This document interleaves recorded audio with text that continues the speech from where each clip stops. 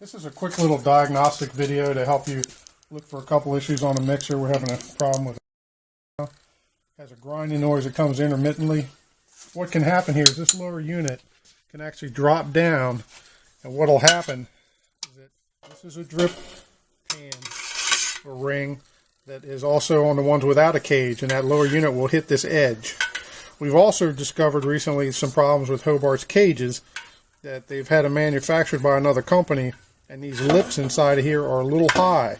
So if this cage moves too much, it can actually rub too. So one thing you might want to do is remove the safety cage, use a magnet to bypass the magnetic switch here, or jump the wires on the contactor, and then you can take this off and just run it. Make sure you don't have any attachments on to be safe.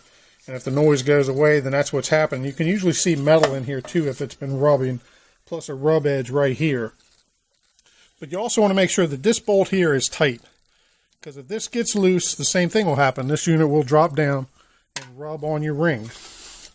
Another two quick areas to look at. This is your top transmission gearbox cover.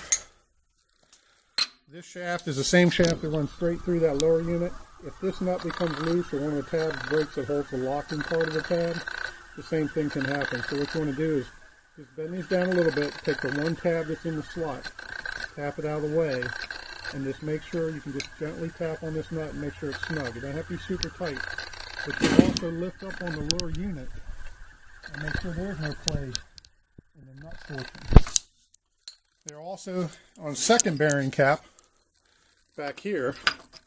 And this bearing cap, you don't want to over tighten. It does not sit flush to the case. You tighten them crossways and just pull them down snug. You don't overkill them. Same thing, it has the same type of locking tab and nut. You want to make sure these haven't worked loose. The only other top bearing in this mixer is inside the top cover under here. This is known to give some of the mixers problem because it's the hardest one to get lubrication to from inside the trans. It actually uses a slinger effect. You could take all these bolts out of the perimeter, and then with these nuts loose, you could pull the whole top cover off and check this bearing. I would only recommend that for people who are mechanically inclined, but that would help you with diagnostics on the motor as far as the gearbox and grinding. And it's unlikely you have gear damage or anything other than bearing or rubbing. So those would be the areas that I would check first, and then just reassemble everything in reverse order.